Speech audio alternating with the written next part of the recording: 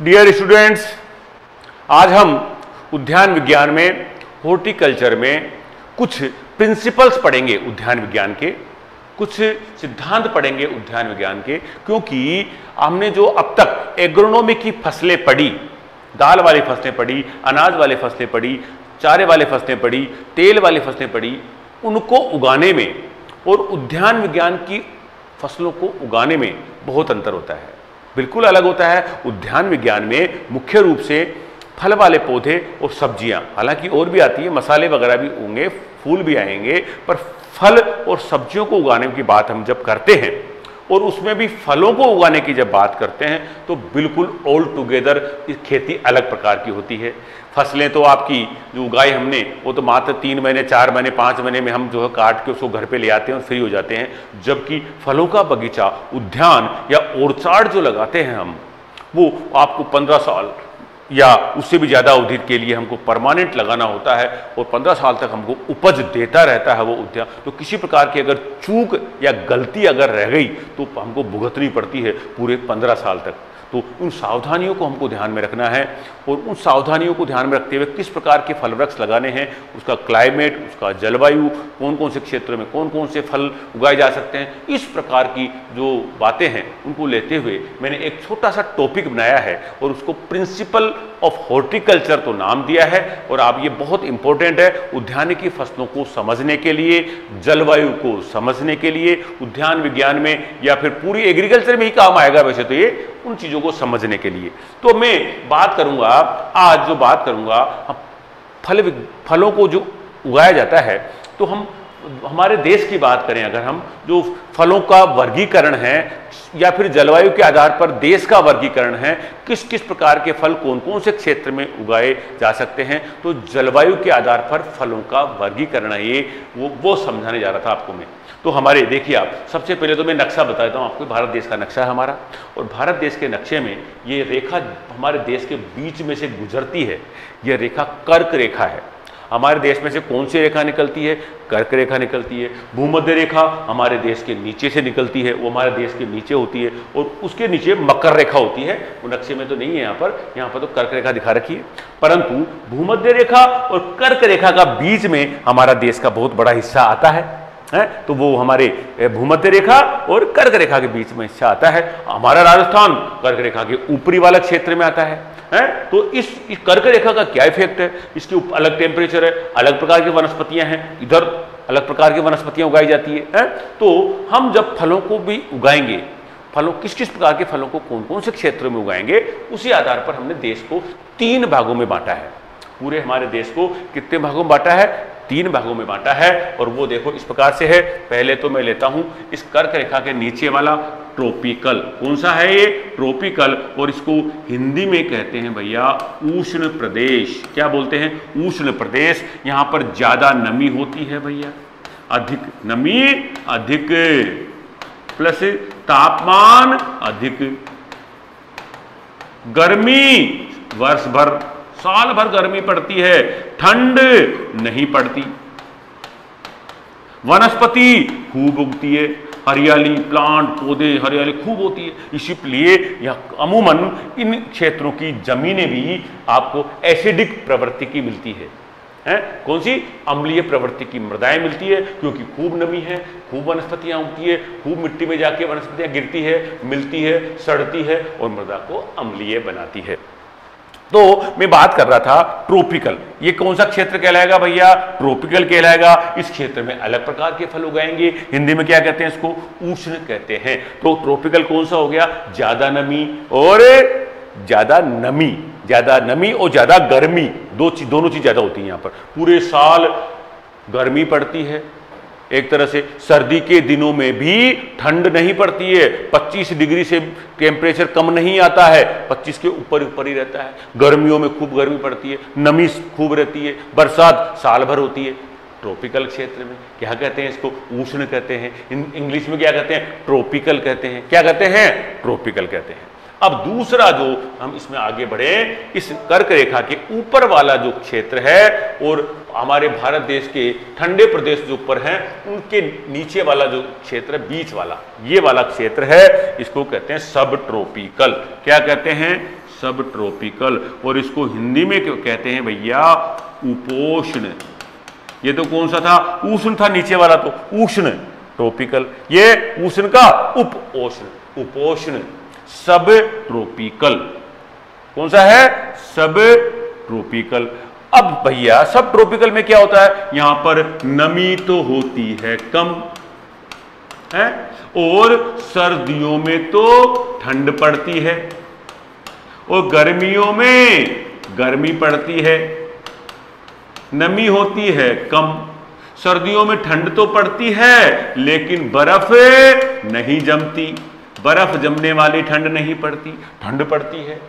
समझ गए, 0 degree centigrade से कम तापमान नहीं होता है, यह क्षेत्र कहलाता है उपोष्ण।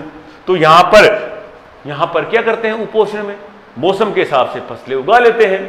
खरीफ की फसलों में गर्मियों में खरीफ की फसलें उगा लेते हैं जब बरसात होती जब, और सर्दियों में रबी की फसलें उगा लेते हैं। गेहूं ठंडे प्रदेशों का पौधा है, सर्दियों में उगा लिया, रबी में उगा लिया। मूंगफली को गर्मी चाहिए, नमी चाहिए, यहां उगा लिया, कब खरीफ में उगा लिया। मूंगफली का पौधा वैसे तो ट्रॉपिकल प्लांट है, ट्रॉपिकल प्लांट है, ज्यादा गर्मी ज्यादा नमी चाहिए, परंतु खरीफ में हमारा मौसम रहता है ज्यादा गर्मी ज्यादा नमी, उसको खरीफ में उगा लिया हमने है। तो इन प्रकार की बातें भैया ये को बोलते हैं सब ट्रॉपिकल उपोष्ण। क्या बोलते हैं, उपोष्ण। और तीसरे प्रकार का जो है हमारे देश का जलवायु, उसको कहते हैं टेम्परेट, टेम्परेट, और इसको बोलते हैं भैया शीतोष्ण। कौन सा है ये, शीतोष्ण कह दो, शीत कटिबंधीय कह दो, शीतोष्ण हो गया, शीत ठंड। इसमें क्या होता है, यहां बरसात तो खूब होती है, यानी नमी ज्यादा होती है, नमी अधिक, नमी कैसी होती है, अधिक होती है, और बरसात भी अधिक होती है। और तीसरी, ठंड साल भर रहती है, वर्ष भर ठंड रहती है। और सर्दियों के दिनों में तो बर्फ जमने का तापमान हो जाता है, सर्दियों में ठंड पड़ती है, बर्फ जमने का तापमान हो जाता है। गर्मियों में भी गर्मी नहीं पड़ती है, ठंडी पड़ती है, बरसात खूब आती है, नमी ज्यादा होती है। टेम्परेट, जो हमारे जम्मू कश्मीर, याद रख लें आप, जम्मू कश्मीर का, हिमाचल प्रदेश का जो क्लाइमेट है वो टेम्परेट होता है। जहां एप्पल की खेती होती है, जहां नाशपाती की खेती होती है, वो काय में कहलाता है, टेम्परेट में कहलाता है, शीतोष्ण में कहलाता है। इस प्रकार से आपको हमने 3 चीजें बहुत अच्छी तरह बताई है, ट्रॉपिकल ज्यादा नमी ज्यादा गर्मी, सब ट्रॉपिकल ज्यादा गर्मी तो है पर नमी नहीं है, गर्मी भी कब है, गर्मियों में, सर्दियों में ठंड पड़ती है, ठंड में बर्फ जमने वाली ठंड नहीं पड़ती है। सब ट्रॉपिकल में आएगा, उपोष्ण हिंदी में कहेंगे इसको, उपोष्ण। और तीसरा है भैया टेम्परेट, शीतोष्ण, ठंड पूरे साल भर ठंड, गर्मियों भी ठंडा रहता है तापमान, परंतु सर्दियों में तो बर्फ ही जम जाती है, बरसात खूब आती है, यानी नमी भी ज्यादा होती है। यहां के पौधों में क्या होता है, जब बर्फ पड़ती है उन दिनों में ये पौधे अपने पत्तों को झड़ा देते हैं, बर्फ जमने के मौसम में क्या करते हैं, ये पौधे अपने पत्तों को झड़ा देते हैं। और जो ही बर्फ जमने का मौसम गया, ठंड का गया, और वापस भैया पत्ते फूटकर वृद्धि करने लगते हैं यहाँ के पौधे। टेम्परेट प्लांट, शीतोष्ण प्लांट। उसी प्रकार से फलों का क्लासिफिकेशन देखेंगे हम। अब एक एक करके हम लेते हैं, ये नक्शे में हमने समझाया फिलहाल, अब लेते हैं। देखो, सबसे पहले लेंगे हम ट्रॉपिकल फ्रूट, उष्ण कटिबंधीय फ्रूट, उष्ण प्रदेशीय, उष्ण कह दो, उष्ण कटिबंधीय कह दो, ट्रॉपिकल कह दो, एक ही बात है। कर्क रेखा के नीचे वाला क्षेत्र, कर्क रेखा और भूमध्य रेखा के बीच वाला क्षेत्र, कुछ भी कह सकते हैं हम। देख लो आप, भूमध्य रेखा के निकट का मैदानी क्षेत्र, नीचे वाला पूरा भूमध्य रेखा के पास हो गया ना, कर्क रेखा के बाद भूमध्य रेखा ही तो आएगी नीचे। ग्रीष्म ऋतु में गर्मी और आर्द्र जलवायु रहता है, और शरद ऋतु में सर्दी बहुत कम पड़ती है, सर्दी नहीं पड़ती है, नाम मात्र की सर्दी पड़ती है, और वर्षा अधिक होती है, ज्यादा बरसात होती है, ज्यादा नमी होती है, और गर्मी भी खूब पड़ती है। ठंड के दिनों में मामूली सी ठंड होती है, अधिक ठंड नहीं पड़ती है। और कौन कौन से क्षेत्र आएंगे इसमें, पश्चिम बंगाल आएगा, उड़ीसा, आंध्र प्रदेश, तमिलनाडु, केरल, कर्नाटक, महाराष्ट्र शामिल है इसमें। कौन कौन से फल उगाओगे यहाँ पर? केला उगाएंगे वहाँ पर, कटहल उगाएंगे वहाँ पर, अनानास उगाएंगे वहाँ पर, चीकू उगाएंगे वहाँ पर, काजू उगाएंगे वहाँ पर, नारियल उगाएंगे वहाँ पर। इस प्रकार के फल उगाए जाएंगे tropical plant, tropical fruit, tropical जलवायु में, उष्ण जलवायु में। अब हमने नक्शे की बात कर ली थी, इसकी बात करेंगे दूसरा, आपके कर्क रेखा के ऊपर वाला, जिसमें हमारा राजस्थान भी आता है, सब ट्रॉपिकल कहते हैं। राजस्थान काय में आता है? सब ट्रॉपिकल में आता है। कर्क रेखा हमारे राजस्थान में से भी गुजरती है, नीचे से, बांसवाड़ा के नीचे से, बांसवाड़ा के यहाँ से मध्य गुजरती है कर्क रेखा। उपोष्ण कटिबंधीय कहते हैं, उपोष्ण कहो, उपोष्ण कटिबंधीय कहो, चाहे उपोष्ण कह दो, बस सब ट्रॉपिकल अंग्रेजी में कहते हैं। उष्ण और शीतोष्ण के बीच का क्षेत्र है, बताया था ना, ठंड के वाला, इन दोनों के बीच वाला, कहां के बीच वाला? इसके और यहां के बीच वाला क्षेत्र है ये, है क्या कहते हैं इसको? सब ट्रॉपिकल कहते हैं। यहां तापमान बर्फ जमने तक के तापमान तक नहीं पहुंचता है। सर्दियों में जब तापमान ठंड पड़ती है, ठंड तो पड़ती है यहां पर, परंतु बर्फ जमने तक नहीं पड़ती है, बर्फ नहीं जमती है। गर्मियों में खूब गर्मी पड़ती है, 45-47 डिग्री तक टेम्परेचर पहुंच जाता है। गर्म जलवायु शुष्क होती है, नमी तो यहाँ बहुत कम होती है। शुष्क जलवायु वाला एरिया है सब ट्रॉपिकल। कौन सा? कौन कौन से जिले आता है? राजस्थान आता है, पंजाब आता है, हरियाणा, उत्तर प्रदेश, बिहार, मध्य प्रदेश वाला क्षेत्र, बीच वाला पूरे राज्य इसमें आएंगे। नींबू उगाएंगे भैया सबसे ज्यादा तो इस क्षेत्र में। क्या उगाएंगे सब ट्रॉपिकल में? नींबू। मौसमी भी इसी में आती है, नींबू वर्गीय में। संतरा भी नींबू वर्गीय में, माल्टा भी नींबू वर्गीय में। और बेर है ये हमारा शुष्क प्रदेशों का, किंग ऑफ एरिड फ्रूट कहते हैं बेर को। एरिड शुष्क प्रदेशों का फल, शुष्क फलों का राजा बेर है। अंगूर भी उगा सकते हैं, अंजीर भी उगा सकते हैं, फालसा, लीची, खजूर, अनार, अमरूद, आम। हालांकि इन फलों को ट्रॉपिकल में भी उगा सकते हो, परंतु कहां के हैं ये सब ट्रॉपिकल के हैं। ऐसे ही आम है, केला है, कटहल है, ये ट्रॉपिकल प्लांट है, परंतु इनको भी सब ट्रॉपिकल में उगा सकते हैं। हमारे क्षेत्र में भी उगाते हैं आम। ये आम का जो प्लांट है तो सब ट्रॉपिकल नीचे का है, लेकिन हमारे यहां भी यूपी में खूब उगाते हैं। काय में? सब ट्रॉपिकल क्षेत्रों में भी खूब उगाते हैं। तो ये हमने दूसरे सब ट्रॉपिकल की बात करी। अब आ जाओ आप टेम्परेट में, ऊपर वाले जम्मू कश्मीर, हिमाचल प्रदेश क्षेत्र में आ गए हैं। शीतोष्ण कटिबंधीय कहते हैं, शीत प्रदेशीय कहते हैं, सम शीतोष्ण कहते हैं, टेम्परेट फ्रूट कहते हैं। क्या कहते हैं? Temperate fruit. सदैव ठंड रहती है, शीत ऋतु में तापमान जमाव बिंदु के नीचे चल जाता है। सर्दी के दिनों में कहां चला जाता है? जमने के, बर्फ जमने से भी नीचे चला जाता है टेम्परेचर। बरसात खूब होती है भैया, 125 सेंटीमीटर से भी ज्यादा बरसात होती है। कश्मीर आएगा, हिमाचल प्रदेश आएगा और उत्तर प्रदेश का ऊपरी क्षेत्र भी आएगा।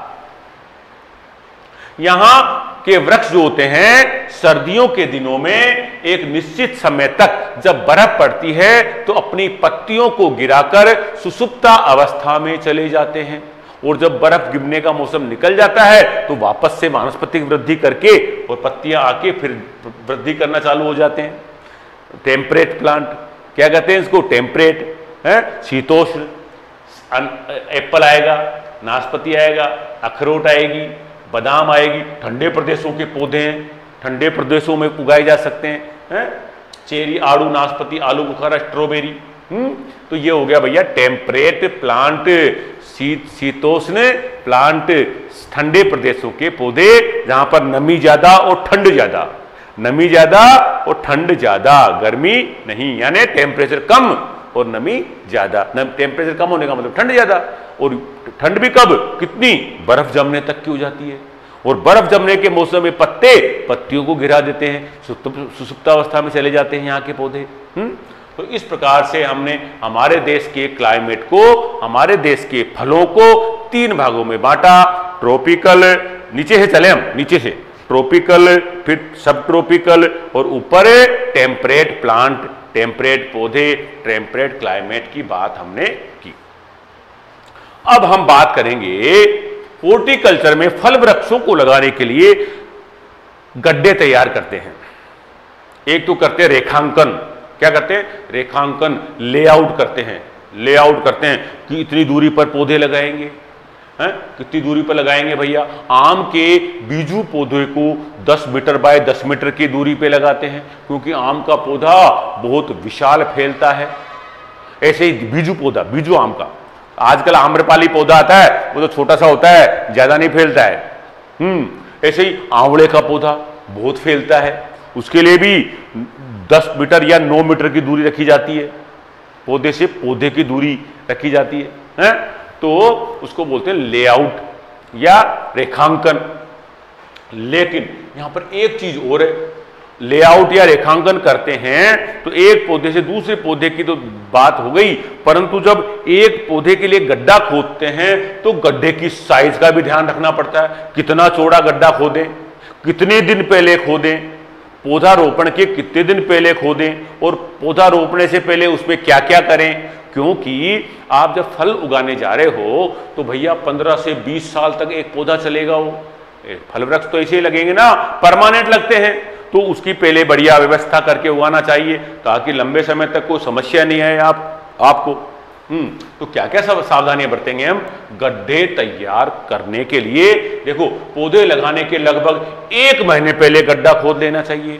पौधे रोपण का सबसे सही समय होता है जुलाई अगस्त, मानसून का मौसम, बरसात का मौसम, जब वातावरण में खूब सारी नमी होती है।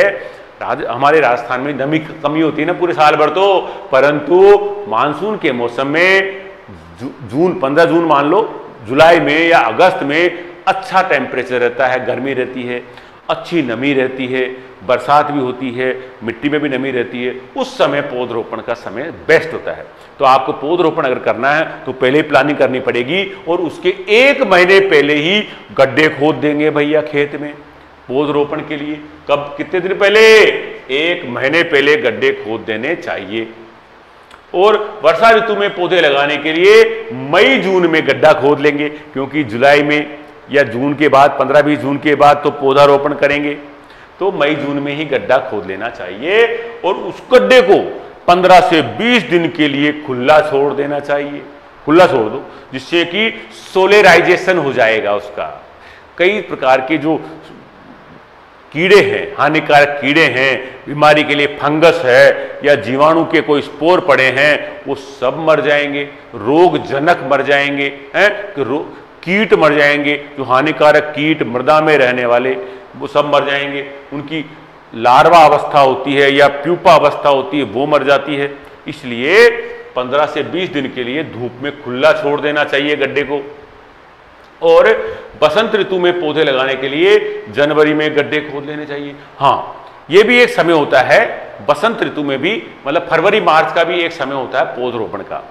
हालांकि बहुत ज़्यादा उसका प्रचलन नहीं है। उस राजस्थान की स्थितियों में सबसे बेस्ट समय तो जुलाई अगस्त ही होता है पौधरोपण का। गड्ढे रोपण गड्ढों में जब भरने के लिए गड्ढों को में पौधे लगाएंगे, उसके पहले गड्ढों की भराई करेंगे, तो उसमें क्या क्या करेंगे भैया? एक गड्ढे में 20 से 25 किलो तो आपको सड़ी हुई गोबर की खाद लेनी पड़ेगी। सड़ी हुई गोबर की खाद, FYM, फार्म यार्ड मैन्योर, गोबर नहीं, गोबर की खाद। गोबर में और गोबर की खाद में अंतर होता है, ध्यान रख लें आप।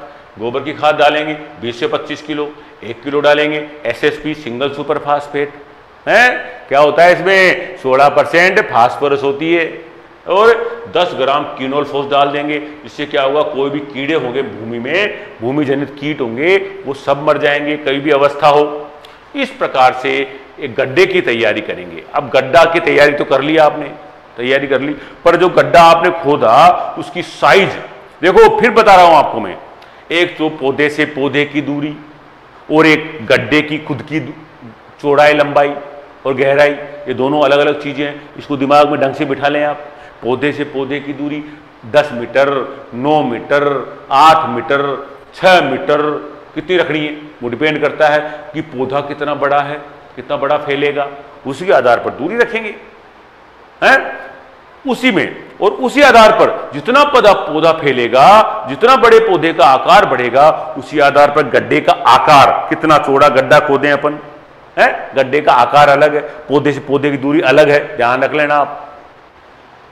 तो गड्ढे जो बनाएंगे उन गड्ढों का आकार बड़े वृक्षों में, एक तो आम में, कटहल में, आंवले में, बड़े बहुत ज्यादा फैलने वाले पौधे हैं, इनकी गड्ढे का आकार रखेंगे 1 मीटर चौड़ा, 1 मीटर लंबा, 1 मीटर गहरा गड्ढा खोदेंगे भैया। आम में, कटहल में, आंवले में 1 metre by 1 metre by 1 metre का गड्ढा खोदेंगे। नींबू वर्गीय पौधे में, अमरूद में, बेर में, अनार में रखेंगे भैया 1.25 मीटर, 1.25 मीटर, 1.25 मीटर, 1.25 मीटर लंबा, 1.25 मीटर चौड़ा, 1.25 मीटर गहरा गड्ढा खोदेंगे। ठीक है। छोटे वृक्षों में, केले में, पपीता, फालसा, अंगूर में करेंगे भैया 0.5 मीटर का गड्ढा, दूरी 0.5 मीटर गहरा, 0.5 मीटर लंबा, 0.5 मीटर चौड़ा गड्ढा खोदेंगे। इसमें ये गड्ढे का आकार है, ध्यान रख लेना आप। अब बात करेंगे पौधे से पौधे की दूरी की। वृक्षारोपण या पौधरोपण जो करेंगे वो कितनी दूरी पर लगाएंगे। अगर हमने बीजू आम, बीज से तैयार की गई पौध को आम का रोपण करना है, क्योंकि बीजू पौधे लंबे समय तक उनका फैलाव बहुत ज्यादा होता है, पूरा 10 मीटर की दूरी पर बोएंगे। 1 हेक्टेयर में बोना है तो 10 मीटर बाय 10 मीटर की दूरी पर 100 पौधे 1 हेक्टेयर में लग पाएंगे। तो 10 मीटर बाय 10 मीटर की दूरी पर लगाएंगे। क्या 10 मीटर लंबाई और 10 मीटर चौड़ाई की दूरी पर दूसरा पौधा लगाएंगे। पौधे से पौधे की दूरी 10 मीटर और कतार से कतार की दूरी भी 10 मीटर रखेंगे। बीजू पौधे में 10 मीटर दूरी पर लगाएंगे।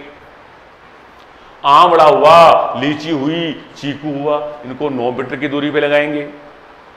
अमरूद हुआ, बेर हुआ, मौसमी हुई 6 से 8 मीटर की दूरी पर। नींबू, माल्टा, नाशपाती 6 मीटर की दूरी पर। अनार, सीताफल 5 मीटर की दूरी पर। पपीता, केला, अंगूर, फालसा 3 मीटर की दूरी पर। आम्रपाली पौधा जो बहुत ही छोटा होता है और छोटी अवस्था में फल देने लगता है, मात्र 2.5 मीटर की दूरी पर लगाएंगे। मल्लिका आम का जो पौधा है 5 मीटर की दूरी पर उसका पौधरोपण करेंगे। तो 2 चीज अलग अलग है, पौधे से पौधे की दूरी और गड्ढे की लंबाई चौड़ाई दोनों अलग अलग है। इन चीजों को ध्यान में रखते हुए हमने एक छोटा सा बिंदु तैयार किया है और इसका नाम रखा हमने प्रिंसिपल ऑफ हॉर्टिकल्चर। अब अपन हॉर्टिकल्चर में आगे की चर्चा अगली क्लास में करेंगे। Thank you.